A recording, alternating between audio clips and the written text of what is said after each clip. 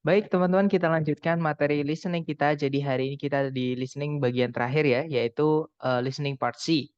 Jadi seperti yang kita pelajari kemarin, di listening nanti teman-teman akan diberikan 50 pertanyaan ya yang dibagi ke dalam 3 parts, oke? Yaitu part A namanya short conversations atau dialog pendek, kemudian part B namanya long conversations atau extended conversations gitu ya, atau dialog panjang, dan juga part C namanya long talks atau pembicaraan panjang, seperti itu teman-teman, yang dilakukan oleh satu orang ya. Nah, setiap nomornya nanti teman-teman hanya punya waktu 12 detik untuk menentukan jawaban alfa, bravo, charlie, atau delta, seperti itu.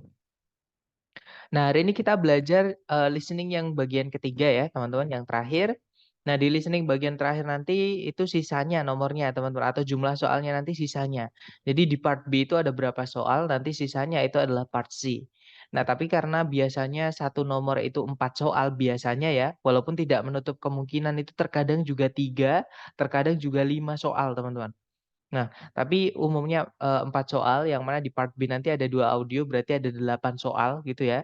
Nah, di part C itu berarti sekitar 12 soal, yang terbagi ke dalam 3 conversations, artinya satu conversation ya rata-rata sama, 4 soal teman-teman. Maksud saya satu pembicaraan ya, maaf, bukan conversations tapi talk teman-teman, atau pembicaraan oleh satu orang. Nah, di setiap pembicaraan nanti teman-teman akan mendengarkan satu orang menjelaskan sesuatu gitu ya, atau menyampaikan mata kuliah atau seminar dan sebagainya, seperti itu. Nah, kemudian teman-teman nanti sebelum mendengarkan pembicaraannya atau orangnya berbicara itu akan disampaikan oleh naratornya, yaitu topik, kalau nggak gitu cakupannya, teman-teman. Jadi misalnya orang ini ngomongnya di mana gitu, kalau nggak gitu lagi di kelas apa atau di bidang mata kuliah apa gitu ya. Kemudian kalau nggak gitu disebutkan beliau ini siapa, misalkan psychologist kah, atau lecturer, atau student dan sebagainya, gitu ya. Nah, untuk topik dan coverage ini nanti akan membantu teman-teman untuk memahami vocab yang dipakai, seperti itu. Kemudian yang kedua, jika teman-teman menemukan kata yang sulit, ya, karena di part C ini akademik teman-teman, topiknya itu agak sedikit eee, lebih sulit ya dibandingkan part A sama part B, yaitu tentang akademik, otomatis vocab-nya mungkin akan sedikit lebih tinggi levelnya. Nah, tapi kalau teman-teman menemukan vocab yang nggak tahu artinya, jangan stop di situ, teman-teman.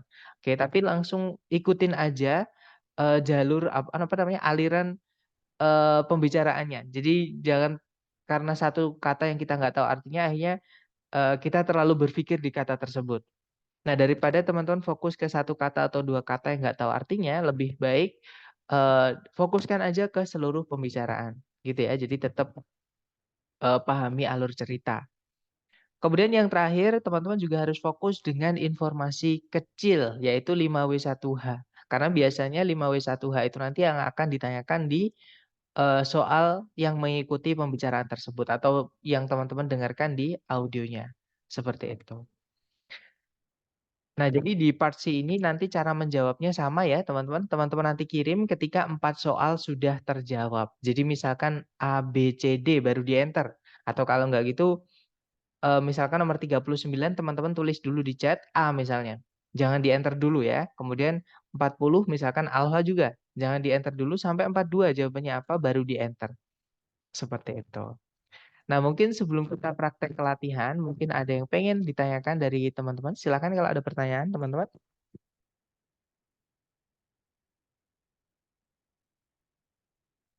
Aman ya sepertinya? Baik, kalau nggak ada pertanyaan saya mute dulu. Nanti teman-teman coba kerjakan dulu seperti biasa, jangan takut benar kita belajar. Silakan, saya mute dulu teman-teman sebentar. Oke, silakan jangan takut salah. Now we will begin Part C with the first talk. Questions 39 through 42. Listen to a talk by a tour guide in the Everglades National Park. Today we're going to be taking a tram tour through part of the Everglades National Park. Quite probably we'll be seeing a number of crocodiles sunning themselves by the side of the water or poking their heads up through the water.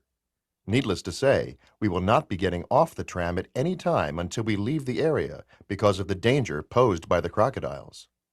By the way, you've probably heard of the expression crying crocodile tears. It is common to say that someone is crying crocodile tears when he or she is pretending to be sad or full of regret.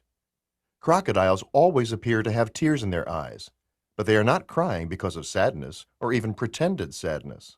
Instead, a crocodile uses its tear ducts to get rid of extra salt from its body. A crocodile does not sweat the same way that humans do and must get rid of extra salt through tears. So if you see a crying crocodile, do not think that it's feeling sad. It is basically sweating through its eyes. Look, over there on the right. There are two large crocodiles on the water's edge, right next to the fallen trees. You can get out your cameras and take pictures from here on the tram, but no, you cannot get off the tram to get any closer. Number 39. Where does this talk take place?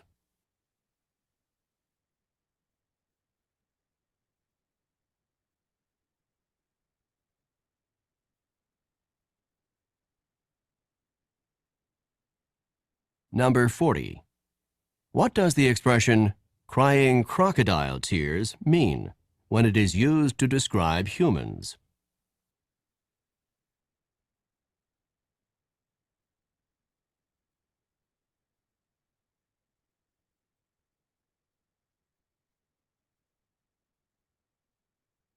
Number 41. Why do crocodiles have tears in their eyes?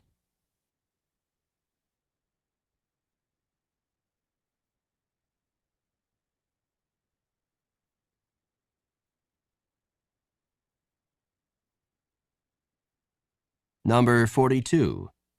What does the tour guide recommend?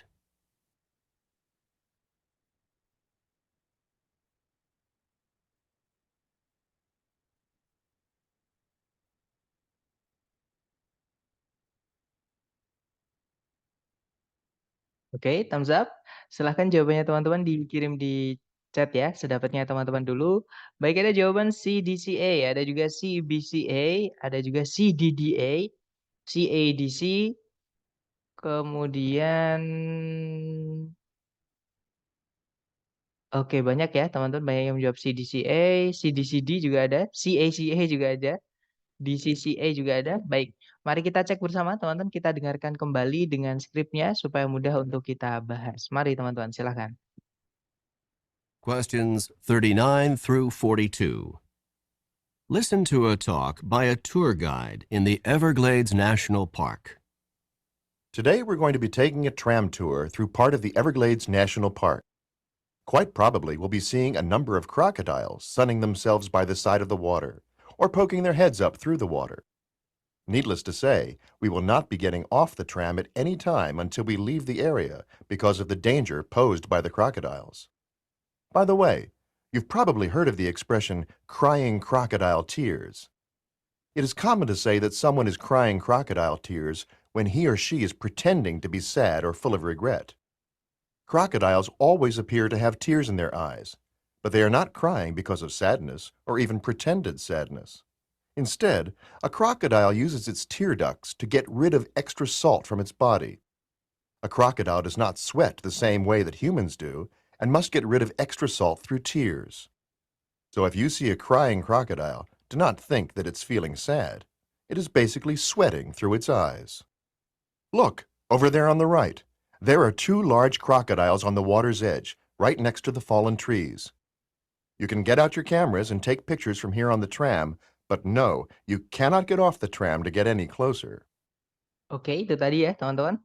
Jadi kurang lebih kalau kita artikan, hari ini kita sedang melakukan perjalanan menggunakan tram melalui bagian dari Everglades National Park atau Taman Nasional Everglades gitu ya. Nah, kemungkinan besar kita nanti akan melihat sejumlah buaya yang sedang menjemur diri di bawah matahari di tepian air atau menjulurkan kepala mereka dari dalam air. Nah, tentunya kita nggak boleh turun dari tram kapanpun sampai kita meninggalkan area tersebut atau area ini maksudnya gitu ya. Karena bahaya yang disebabkan oleh buaya-buaya tersebut. Nah, ngomong-ngomong, kalian mungkin pernah mendengar ungkapan menangis mengeluarkan air mata buaya. Nah, umum bagi kita untuk mengatakan bahwa seseorang itu mengeluarkan air mata buaya ketika dia pura-pura sedih atau pura-pura menyesal. Nah, buaya itu memang selalu terlihat, memiliki air mata di mata mereka, tapi mereka itu sebenarnya tidak sedang nangis karena kesedihan atau bahkan kesedihan yang dibuat-buat. Namun, seekor buaya itu menggunakan selaput air mata untuk menyingkirkan kadar garam, maksudnya keringat ya, teman-teman. Jadi keringat dari dalam tubuhnya. Nah, seekor buaya itu tidak berkeringat sebagaimana halnya seperti manusia. Nah, tapi harus tetap, mengeluarkan kadar garam yang berlebihan atau keringat melalui air matanya. Jadi, jika kalian melihat seekor buaya menangis, jangan mengira kalau dia lagi sedih. Dia itu sebenarnya lagi keringetan melalui matanya. Nah, coba lihat di sebelah sana di kanan, ada 2 buaya besar di tepian air, tepat di sebelahnya pohon-pohon yang tumbang itu. Nah, kalian bisa mengeluarkan kamera kalian dan mengambil gambar dari sini di atas tram. Tapi tidak, kalian tidak boleh meninggalkan tram untuk mendekat. Nah, itu tadi teman-teman. Kita cek ya, number 39. Number 39. Where does this talk take place? Nah, di manakah pembicaraan ini tadi terjadi? Nah, tadi berkali-kali disebutkan ya, kalau mereka itu lagi di dalam tram atau di atas tram, teman-teman. Nah, tram sendiri itu adalah kendaraan, pariwisata yang mana jendelanya itu memang terbuka supaya para pengunjung bisa melihat kanan kiri yang bebas gitu ya. Nah, ini di tempat-tempat di Indonesia beda-beda nyebutnya karena memang bentuknya juga beda-beda. Kalau di tempat saya biasanya nyebutnya odong-odong atau kereta kelinci, teman-teman. Kalau di Kuta dulu di tahun 2006 saya ke sana itu ada namanya Komotra. Itu mirip, seperti yang di gambar tadi gitu ya. Nah, jawaban yang paling tepat adalah yang Charlie on a tram, di atas tram, seperti itu. Oke, lanjut lagi ke number 40. Number 40. What does the expression crying crocodile tears mean when it is used to describe humans? Nah, apa makna dari ungkapan menangis mengeluarkan air mata buaya ketika digunakan untuk mendeskripsikan manusia? Nah tadi, sebentar ada pertanyaan juga, izin bertanya Mister, apakah urutan nomor selalu sejalan dengan informasi dari monolog? Betul, Mister. Jadi informasi di, apa namanya, pertanyaan, maksudnya alur pertanyaan dengan informasi yang kita dengar itu sejalan, teman-teman. Nah, makanya kalau teman-teman sudah sering latihan, nanti sambil mendengarkan, sambil membaca pilihan A, B, C, D tidak apa-apa. Ya, atau teman-teman latih teknik itu, gitu juga nggak apa-apa. Gitu ya, tapi kalau teman-teman buru-buru tes, kemudian, belum terbiasa dengan listening, saran saya jangan pakai cara itu karena memang membagi konsentrasi, apalagi sambil menulis ya, jangan ditulis informasinya teman-teman, itu akan sulit. Kalau teman-teman membagi informasi maksudnya, otak kita sedang men-translate informasi, kemudian, apa namanya, kita sambil membaca pilihan A, B, C, D juga men-translate juga, apalagi kalau kita sambil nulis itu nanti akan pecah konsentrasinya. Jadi saran saya fokus dulu mendengarkan, kalau teman-teman belum terbiasa latihan di listening ini dan kemudian teman-teman ngambil tes, gitu ya. Misal jawaban nomor 40 terdapat di bagian lebih awal dari monolog daripada 41 dan betul, jadi urut teman-teman, gitu ya. Pasti nanti, makanya di nomor 39 tadi kan, "Today we're going to be taking a tram tour." Nah, tram itu disebutkan di kalimat pertama. Kita akan melakukan, tour atau, kunjungan atau apa ya, wisata gitu ya, menggunakan tram. Nah, berarti tram mereka tadi berada di dalam tram, seperti itu. Nah, sekarang nomor 2 untuk, audio tadi misalnya ya, pertanyaannya adalah, apa namanya, apa makna ungkapan menangis mengeluarkan air mata buaya ketika digunakan untuk mendeskripsikan, manusia. Nah, tadi si pembaca tadi atau yang ngomong tadi bilang, "It is common to say that someone is crying, eee, crocodile tears when he or she is pretending to be sad or full of regret." Letaknya tadi hampir di tengah-tengah gitu ya, teman-teman. Nah, kalau diartikan, biasa kita mengatakan seseorang itu mengeluarkan air mata buaya ketika dia lagi pura-pura sedih atau pura-pura menyesal. Nah, berarti jawaban yang paling tepat adalah yang delta ya. It means they are pretending to be sad. Jadi maksudnya mereka itu lagi pura-pura sedih. Nah, atau kalau teman-teman pengen membuktikan nih apakah benar yang saya sampaikan tadi, nanti setelah kelas boleh sambil melihat rekamannya dibolak-balik nggak apa-apa, teman-teman. Maksudnya di back benar apa enggak itu nggak apa-apa. Seperti itu untuk membuktikan gitu ya. Oke, lanjut ke nomor 41. Number 41. Why do crocodiles have tears in their eyes? Nah, kenapa buaya itu memiliki air mata di mata mereka? Nah, air mata tadi maksudnya adalah bukan berarti dia lagi sedih atau pura-pura sedih ya, teman-teman, kalau buaya yang asli. Nah, karena kalau yang pura-pura sedih atau pura-pura menyesal tadi untuk manusia. Jadi kalau manusia itu dibilang, mengeluarkan air mata buaya, itu orangnya lagi pura-pura sedih atau pura-pura menyesal. Nah, tapi kalau buayanya asli, bukan karena dia pura-pura sedih atau pura-pura menyesal, teman-teman. Nah, tapi buaya itu tetap harus berkeringat, penjelasannya tadi seperti itu. Gitu ya. Nah, jawaban yang paling tepat adalah yang Charlie. They are getting rid of salt. Mereka menyingkirkan kadar garam, maksudnya kadar garam atau tingkat garam di sini adalah keringat, teman-teman. Seperti itu. Oke, nomor 42. Number 42. What does the tour guide recommend? Nah, ini adalah soal terakhir untuk audio yang tadi, yang pertama tadi, teman-teman. Nah, pertanyaannya adalah apa yang tour guide-nya tadi rekomendasikan. Nah, ini kan nggak jelas, direkomendasikan yang mana. Nah, ini udah pasti, teman-teman. Karena pertanyaannya juga di bagian terakhir, merujuk ke audio yang terakhir juga. Jadi, alurnya itu urut. Sesuai pertanyaan dan sesuai yang disampaikan. Nah, di akhir tadi, setelah si pembicara tadi atau nama apa namanya, tour guide-nya tadi bilang apa namanya, ada buaya besar di dekat apa, tepian air dekat pohon-pohon tumbang tadi ya. Nah, terus beliau bilang, "You can get out your cameras and take picture from here on the tram. But no, you cannot get off the tram to get any closer." Jadi, kalian silakan mengeluarkan kamera dari sini kalian silakan mengeluarkan kamera dan mengambil gambar dari atas tram di sini. Tapi kalian nggak boleh meninggalkan tram untuk mendekat. Gitu ya, yang ditanyakan di sini adalah yang disarankan atau yang direkomendasikan. Nah, jawaban yang paling tepat teman-teman adalah yang alfa ya, yaitu taking photographs atau mengambil foto. Seperti itu. Oke, kita lanjut lagi ke audio yang kedua, teman-teman. Silakan dicoba dulu ya, jangan takut salah. Silakan teman-teman. Questions 43 through 46. Listen to the following lecture by a university professor. Please take your seats now because I would like to begin today's lecture. Today, we will be discussing one of the more elegant and distinct forms of 19th century transportation, the clipper ship. Clipper ships of the 19th century were the graceful, multi-sailed, ocean-going vessels that were designed for maximum speed. They were given the name clipper ship in reference to the fact that they clipped along at such a fast rate of speed. Clipper ships were constructed with a large number of sails in order to maximize their speed.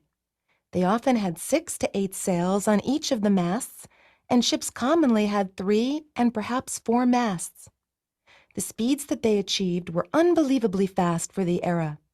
Clipper ships could, for example, accomplish the amazing feat of traveling from New York to San Francisco in less than 100 days. Clipper ships first came into use in the United States in the 1840s. They were originally intended to make the trip from New York around the tip of South America and on to China in order to transport tea to the United States. Once gold was discovered in California in 1848, clipper ships were immediately put into use to carry large numbers of gold prospectors and large amounts of mining supplies from the East Coast to California. With the success of the American clipper ships, the British began their own fleet of clipper ships to transport goods from the far reaches of the British Empire. That's all for today's class. Don't forget that there's a written assignment due on Friday. Number 43. In which course would this lecture most probably be given?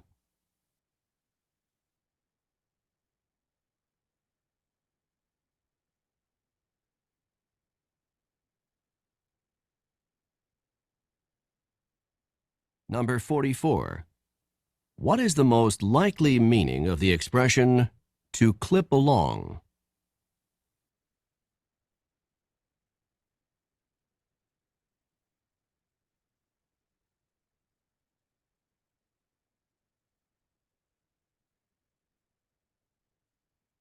Number 45. What were clipper ships first used for in the United States?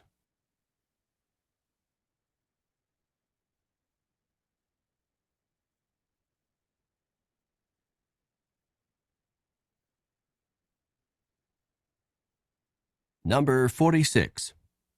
What does the professor remind the students about?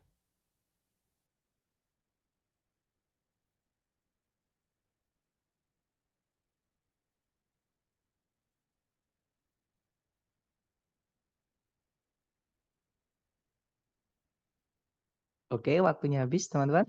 Silakan jawabannya dikirim di chat dulu ya. Sudah punya teman-teman dulu.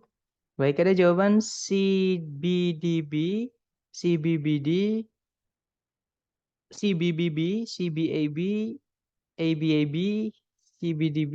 Oke. Baik, mari kita cek bersama ya, teman-teman. Kita dengarkan kembali dulu dengan skripnya. Silakan, teman-teman. Questions 43 through 46.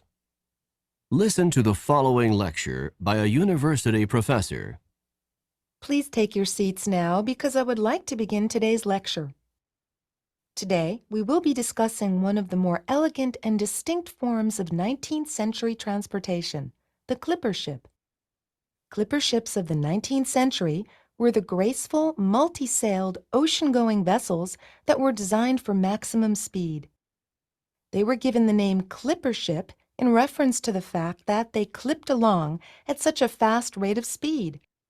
Clipper ships were constructed with a large number of sails in order to maximize their speed.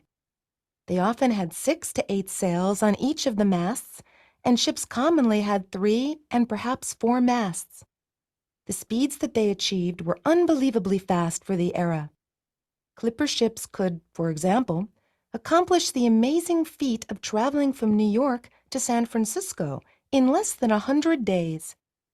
Clipper ships first came into use in the United States in the 1840s. They were originally intended to make the trip from New York around the tip of South America and on to China in order to transport tea to the United States. Once gold was discovered in California in 1848, clipper ships were immediately put into use to carry large numbers of gold prospectors and large amounts of mining supplies from the East Coast to California. With the success of the American clipper ships, the British began their own fleet of clipper ships to transport goods from the far reaches of the British Empire. That's all for today's class. Don't forget that there's a written assignment due on Friday. Nah, itu tadi ya, teman-teman.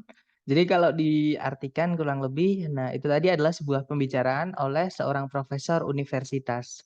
Nah, ini topiknya nggak dikasih tahu, berarti apa namanya? Pembicaraannya biasanya kalau seperti ini tuh umum, teman-teman. Cuman ini tadi nggak umum ya, ini ngomongin tentang kapal. Jadi disebutkan please take your seats now because I'd like to begin today's lecture. Jadi silahkan duduk karena saya mau memulai kuliah hari ini.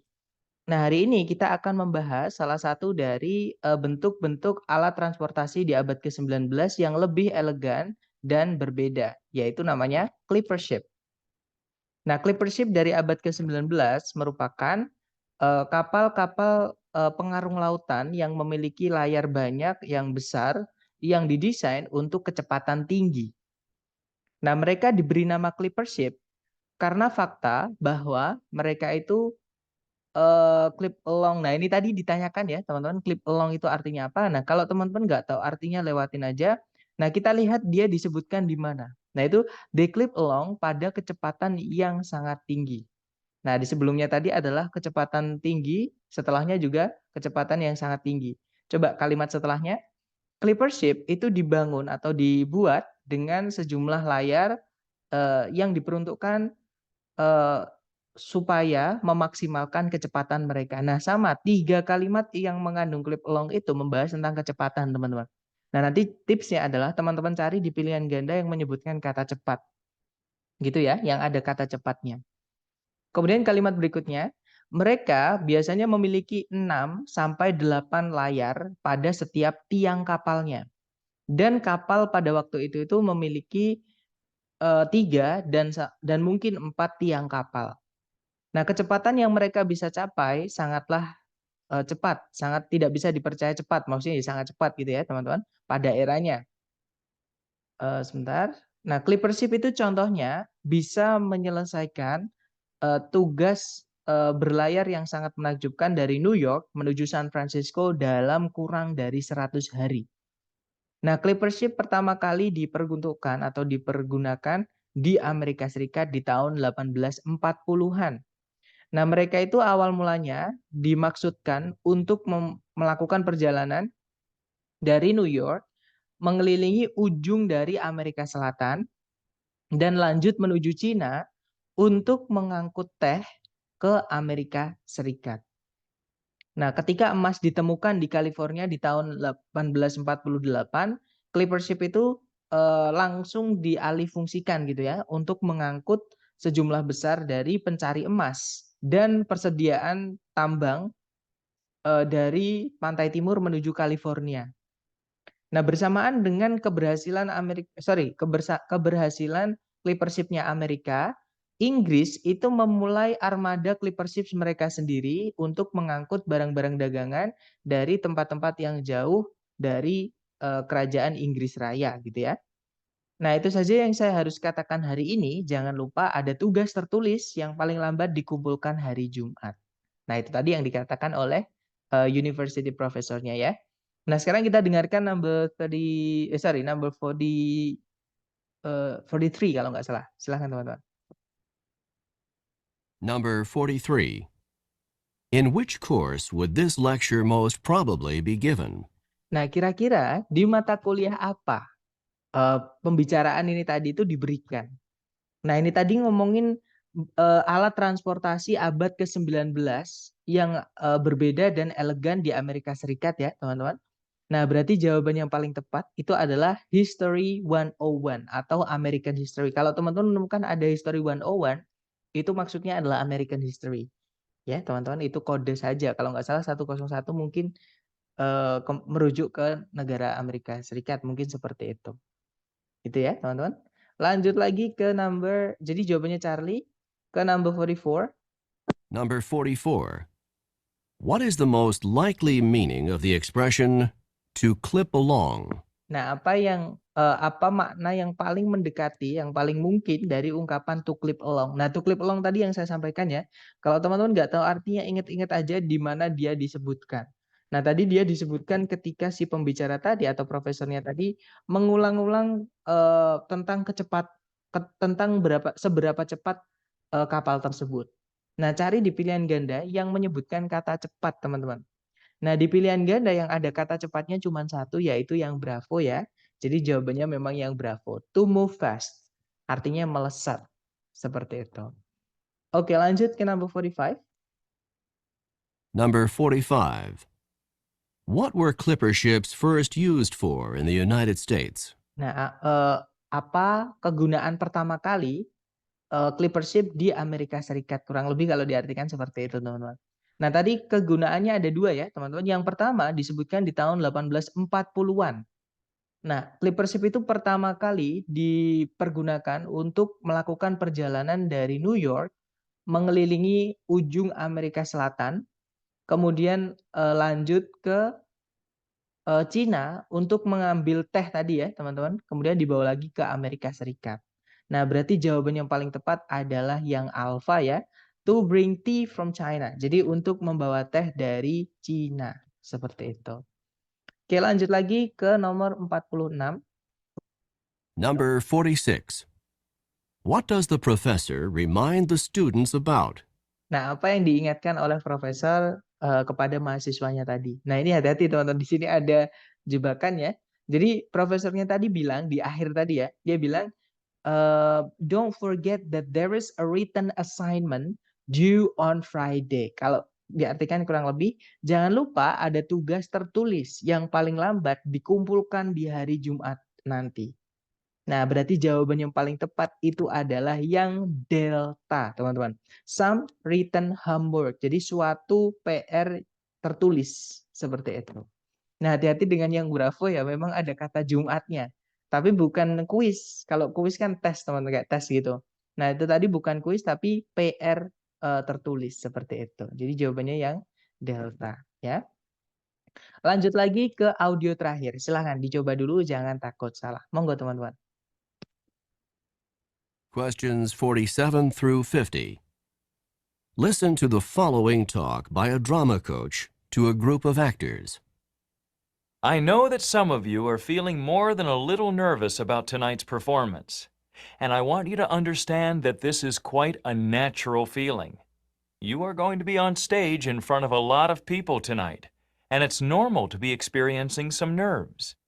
I would like to help you to understand these feelings and not let them interfere with your performance.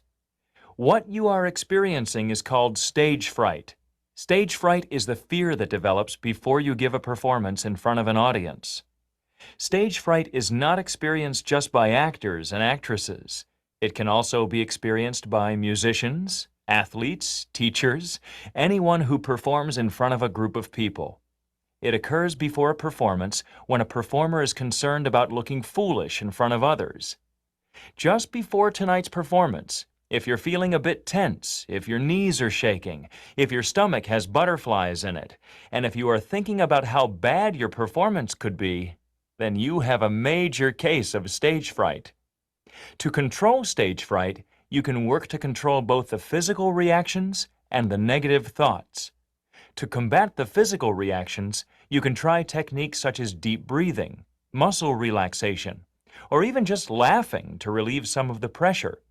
To combat the negative thoughts, you should force yourself to focus on what you have to do, rather than on what other people are going to think. That's all I have to say for now. I'll see you back here at 6 o'clock, because the performance starts at 8 o'clock. Number 47. Who would probably not experience stage fright in their work?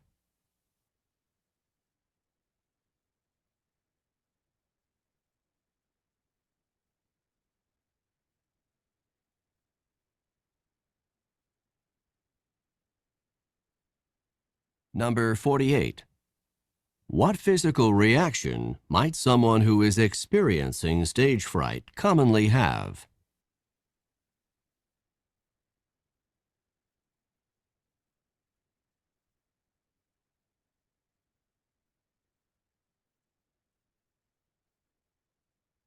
Number 49. How can someone combat the negative thoughts associated with stage fright?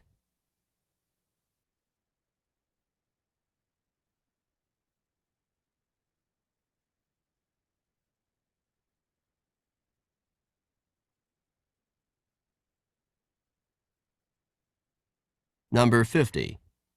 When should the actors arrive at the theater?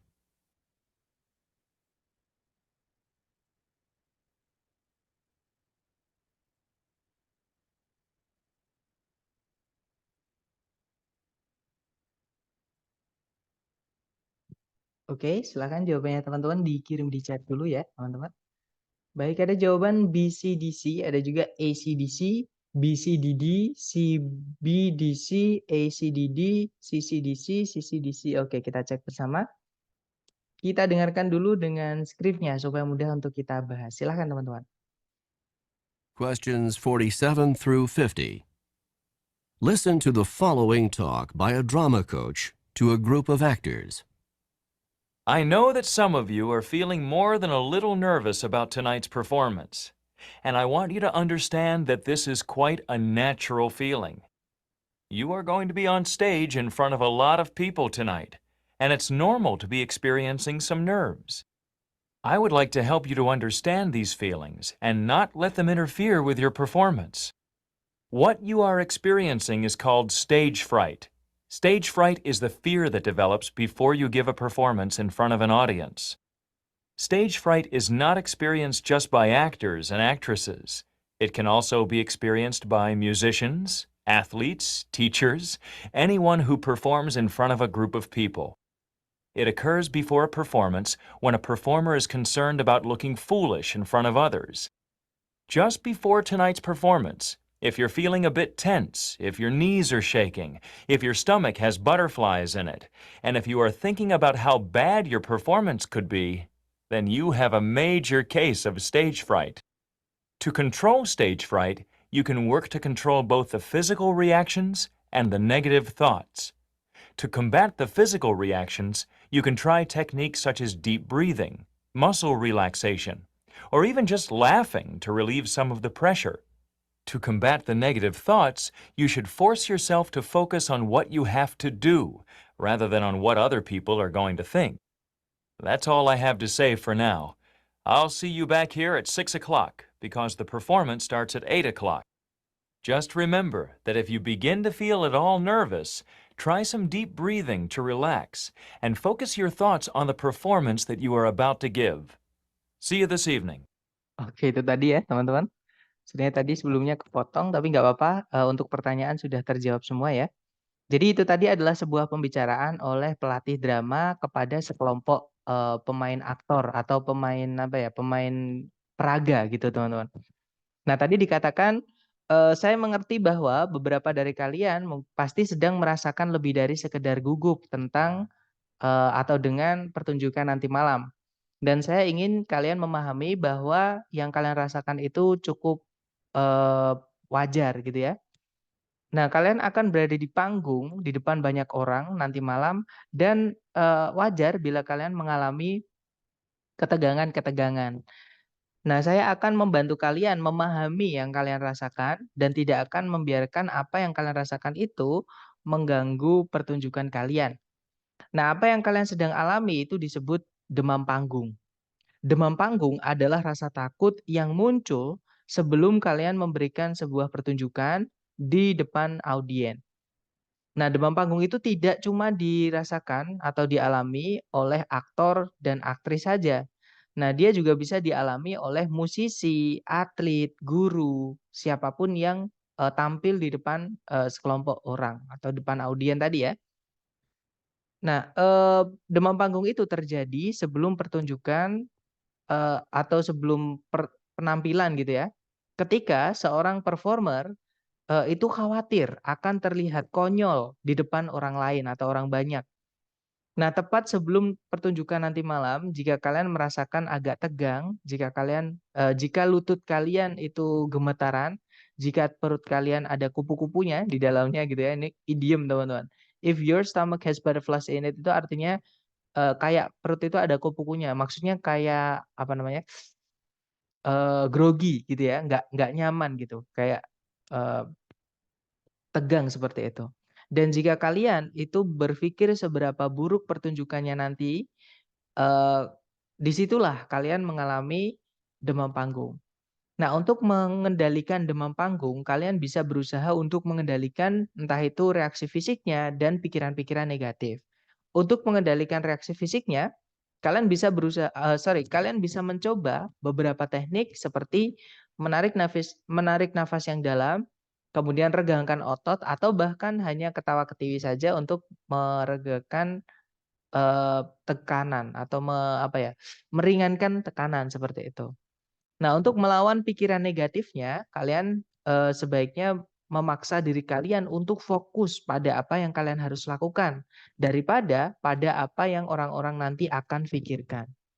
Nah, itu saja yang sekarang saya harus katakan, saya akan menemui kalian lagi di sini jam 6, karena pertunjukannya mulai jam 8. Nah, ingat-ingat saja bahwa jika kalian mulai merasakan rasa gugup gitu ya, cobalah menarik nafas yang dalam untuk rileks dan fokuskan pikiran kalian pada pertunjukan yang akan kalian berikan. Sampai jumpa nanti malam gitu ya. Nah, kita Number dengarkan soalnya teman-teman, silahkan. 47. Who would probably not experience stage fright in their work? Nah, siapa yang mungkin tidak mengalami demam panggung dalam, pekerjaan mereka? Nah, ada kata tidak ya. Nah, nanti dijelaskan kalau demam panggung itu, nah biasanya di ini teman-teman, mulainya tiba-tiba di tengah itu udah biasa, ya. Jadi mulainya ini di tengah, tadi disebutkan kalau, stage fright is not experienced just, by actors and actresses. Jadi demam panggung itu bukan hanya dialami oleh aktor sama aktris saja. It can also be experienced, by musisi, kemudian atlet, kemudian guru. Jadi demam panggung itu juga bisa dialami oleh atlet, musisi, sama guru. Nah, di sini yang ditanyakan adalah siapa yang tidak mengalami demam panggung dalam pekerjaan mereka? Artinya kita cari yang kerjanya tidak dilihat orang, ya. Nah, jawaban yang paling tepat adalah yang alfa, teman-teman, writers atau para penulis. Karena penulis itu kerjanya tidak harus dilihat orang ya, malah justru dimanapun dia berada itu bisa bekerja seperti itu. Oke, jadi nomor 47 jawabannya alfa. Nomor 48. Number 48. What physical reaction might someone who is experiencing stage fright commonly have? Nah, jadi reaksi fisik apa yang mungkin orang dengan demam panggung miliki atau alami gitu ya. Nah, tadi ada beberapa yang disebutkan teman-teman. Kayak misalnya gugup, kemudian lututnya gemeteran, kemudian perutnya kayak ada kupu-kupunya, bukan berarti beneran ada kupu-kupunya ya. Dan yang terakhir berpikir keras seberapa buruk pertunjukannya nanti. Nah, itu adalah reaksi fisik dari demam panggung gitu ya. Nah, kita cek ABCD di situ yang nyambung adalah yang Charlie, teman-teman. Oke, he or she would have shakiness. Jadi dia akan mengalami lutut gemeteran. Oke, jadi jawabannya Charlie ya, nomor 48. Nomor 49. Number 49. How can someone combat the negative thoughts associated with stage fright? Nah, bagaimana seseorang melawan pikiran-pikiran negatif yang berhubungan dengan demam panggung? Nah, tadi selain physical reactions ya ada negative thoughts juga yang disebabkan oleh demam panggung. Nah, si coach-nya tadi itu menjelaskan kalau you can combat the negative thoughts by apa tadi ya? By forcing yourself to focus on what you have to do rather than what other people are going to think. Kurang lebih seperti itu, teman-teman. Jadi kalau diartikan kalian bisa melawan pikiran-pikiran negatif yang disebabkan oleh demam panggung dengan cara memaksa diri kalian untuk fokus pada apa yang kalian harus lakukan, bukan pada apa yang nanti orang-orang akan pikirkan. Gitu ya. Nah, berarti jawaban yang paling tepat adalah yang delta. By focusing on what they need to do. Gitu ya, teman-teman, dengan berfokus pada apa yang mereka perlu lakukan. Oke, nice. Terakhir number 50. Number 50. When should the actors arrive at the theater? Nah, kapan para aktor tadi itu harus tiba di teater untuk ketemu sama coach-nya tadi ya. Jadi coach-nya tadi bilang, that's all I have to say for now. I'll see you back here at 6 o'clock. Tadi pelatihnya bilang gitu ya. Jadi itu saja yang saya harus katakan sekarang. Nah, saya akan menemui kalian lagi di sini jam 6. Nah, berarti jawaban yang paling tepat adalah yang Charlie ya, teman-teman. At 6 o'clock. Seperti itu. Nah, itu tadi adalah materi tentang listening yang bagian terakhir atau part C ya, teman-teman. Dan contohnya tadi kurang lebih seperti itu. Kita sudah simulasi. Cara mengerjakannya juga kurang lebih seperti itu. Nah, mungkin nanti ketika teman-teman real test itu di soalnya itu tidak wajib 4 soal, teman-teman. Yang saya sampaikan tadi ya, kadang 3, kadang 5. Dan memang enak sekali kalau teman-teman sudah sering latihan part C ini terutama ya. Nanti di part B sama part E itu udah pasti gampang. Seperti itu. Nah, tapi untuk latihannya masih saya susun, teman-teman. Mohon maaf sambil saya cicil gitu ya di tengah kesibukan ngajar. Seperti itu. Nah, silahkan mungkin ada pertanyaan sebelum kita tutup, teman-teman.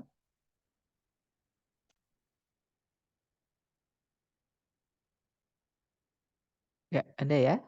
Oke, ada pertanyaan, Kak. Tulisan di question muncul kan ya, Kak, di pertanyaan. Nah, kalau sekarang muncul, Miss Ita. Kalau dulu enggak. Pertanyaannya kalau dulu itu udah tahun 2023 awal ke pertengahan itu soalnya tidak ditulis, teman-teman. Hanya pilihan A, B, C, D-nya aja yang ditulis. Nah, tapi sekarang lebih mudah ya. Sekarang beberapa kali tes dari bulan Januari sampai Februari akhir ini, soalnya di listening itu pasti ditulis, teman-teman. Jadi lebih gampang. Tadi yang soal ada not nggak kedengeran, nah itu memang harus dilatih. Kalau saya kedengeran, teman-teman. Jadi maksudnya gini, mungkin karena saya juga udah sering ini ya, sering pakai latihan ini untuk periode-periode sebelumnya, tapi ketika tes pun not itu nanti akan sangat jelas. Biasanya ditekankan sama yang baca soal itu biasanya ditekankan. Nah, tahunya dari mana kalau itu memang kayak gitu? Karena sering-sering latihan, teman-teman. Apalagi kalau saya tesnya langsung, latihannya dari tes langsung. Seperti itu. Soal listening TOEFL ini kira-kira berapa banyak ya, Mister, untuk tes TOEFL? Nah, ini yang di awal tadi, Mister. Jadi sebentar saya bukakan dulu ya. Mohon maaf, saya arahkan ke informasi. Nah ini, di awal tadi saya sudah sebutkan kalau di listening nanti, jumlah soalnya itu 50 pertanyaan, seperti itu. Kemudian pertanyaannya, apakah dengan suara juga atau hanya tulisan saja? Dengan suara juga, jadi dibacakan juga. Kalau dulu cuma dibacakan teman-teman, nggak ada tulisannya, gitu ya. Nah kalau sekarang lebih gampang, jadi tetap dibacakan, tapi juga ada tulisannya. Jadi ditulis soalnya itu. Seperti itu. Dan untuk tahun 2024 saya menemukan ada 4 soal teman-teman yang sudah, saya kantongin gitu ya untuk saya belajar, seperti itu. Dan semuanya pasti soalnya di listening tertulis, gitu teman-teman. Nah cuman karena saya masih pakai, ini ya PPT yang tahun 2023 dan belum saya perbaiki. Nanti saya perbaiki teman-teman untuk saya tulis soalnya, seperti itu. Gimana, mungkin ada pertanyaan lagi? Silahkan. Oke, aman ya? Baik, terima kasih. Sebentar, di TOEFL kira-kira ada berapa paket soal, Mister? Ada 3 nanti ya. Listening dulu bagian pertama. Jadi ketika teman-teman tes TOEFL itu yang ITP ya, bukan yang IBT karena di hari pertama saya sudah jelaskan TOEFL ini yang populer di Indonesia, itu ada 2 ya, yang ITP bahkan yang sering dipakai untuk kalau teman-teman ngincar LPDP dalam negeri itu yang ITP. Nah, tapi kalau yang IBT itu biasanya dipakai ke negara-negara yang berbahasa Inggris, teman-teman, di Eropa sana. Kalau di Asia masih pakai ITP itu banyak, misalkan, Vietnam, Thailand, dan sebagainya itu kalau teman-teman pengen sekolah ke sana, mereka masih pakai TOEFL ITP, gitu ya, sebagian besar kampusnya. Tapi kalau teman-teman pengen melanjutkan ke negara-negara Eropa atau ke Amerika, nah itu pakainya bukan ITP, bukan yang kita pelajari teman-teman ya, tapi yang IBT. Dan IBT itu mirip kayak IELTS. Nah, tapi kalau teman-teman tanya, "Sir, mending TOEFL IBT atau IELTS?" Mending IELTS, teman-teman. Seperti itu. Nah, Australia Australia juga, karena Australia itu bahasa pertamanya itu Inggris, teman-teman. Walaupun dengan, dialeknya sendiri gitu ya. Karena banyak yang bilang Australia pakai British, bukan teman-teman. Mereka punya namanya Aussie, Aussie Inggris. Seperti itu. Di antara 3 jenis listening ini, mana yang paling susah? Nah, kalau saya part C itu paling seneng, teman-teman. Menurut saya yang paling susah adalah part B. Kenapa? Karena ada 2 orang. Saya lebih sulit memahami ketika ada 2 sudut pandang daripada, ada 1 sudut pandang. Nah, cuman part C ini mungkin ya bagi, beberapa orang, lebih sulit karena pembahasannya lebih tinggi, jadi lebih akademik, seperti itu. Jadi kalau saya lebih senang partsi, terutama karena mungkin saya sering latihan ya teman-teman, mungkin sering karena sering-sering ngerjakan soal buat, entah buat soal, nah biasanya saya dapat pengetahuan umum gitu. Nah ketika keluar di listening partsi itu seneng banget, jadi kayak nggak terlalu, nggak terlalu, effort, nggak kita jadi kayak tanpa harus, kerja keras pun udah pernah, dengar bab itu atau tentang materi itu tinggal jawab aja, seperti itu. Gitu ya, teman-teman.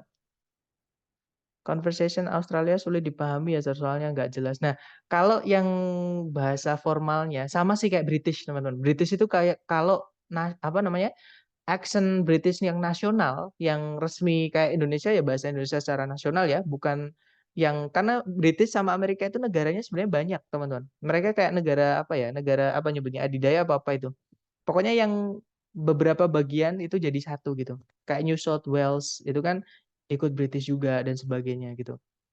Nah itu kalau kita pakai aksennya Adele misalnya, teman-teman mungkin pernah dengar Adele nyanyi ya. Don't you remember? Nah itu kan enak, didengar jelas. Tapi ketika teman-teman dengar Adele ngomong sehari-hari, itu nggak jelas banget teman-teman. Karena memang terbawa oleh dialek atau aksen ya atau apa logat yang dia pakai di, tempatnya berasal, seperti itu. Tapi kalau misalkan British permukaan, maksudnya British secara nasional, secara umum itu sebenarnya mudah, gitu ya. Australia yang secara nasional, secara umum itu mudah. Tapi kalau kita udah ke desa pelosok-pelosok, misalnya gitu ya, teman kan di sana juga ada pelosok-pelosok, ada pedesaan juga. Nah, ngomongnya itu agak sulit gitu, karena ngomongnya aneh gitu, teman-teman. Bagi saya ya. Karena berbeda dengan yang kita dengar misalkan di berita atau di film seperti itu. Jadi kalau ditanya apakah sulit? Tergantung. Kalau misalkan yang secara umum, secara nasional sebenarnya, nggak sulit juga teman-teman. Tapi memang Amerika lebih mudah. Sesulit-sulitnya Amerika itu lebih mudah dibandingkan British dan Australia, seperti itu. Dan untungnya kalau TOEFL ITP itu mereka karena yang membuat New Jersey letaknya di Amerika Serikat, mereka pakai aksen Amerika, selalu teman-teman. Nggak pernah ada yang aksen Inggris atau aksen, Australia nggak ada, pasti, Amerika. Jadi lebih jelas, seperti itu. Dan pembahasannya pun atau topik bahasanya pun itu juga, biasanya tentang misalkan kalau sejarah itu jarang banget sejarah dunia, teman-teman. Malah lebih sering sejarahnya Amerika Serikat, kayak gitu. Intinya topik-topik yang ada di Amerika Serikat. Nah, saya tahunya dari sering meng-cloning soal, seperti itu. Intinya sering-sering latihan aja supaya teman-teman terbiasa, gitu ya. Baik, sepertinya tidak ada pertanyaan lagi. Baik, thank you so much guys, for today. I'll see you again next time. The last I say, Assalamualaikum warahmatullahi wabarakatuh and have a good night. See you next time.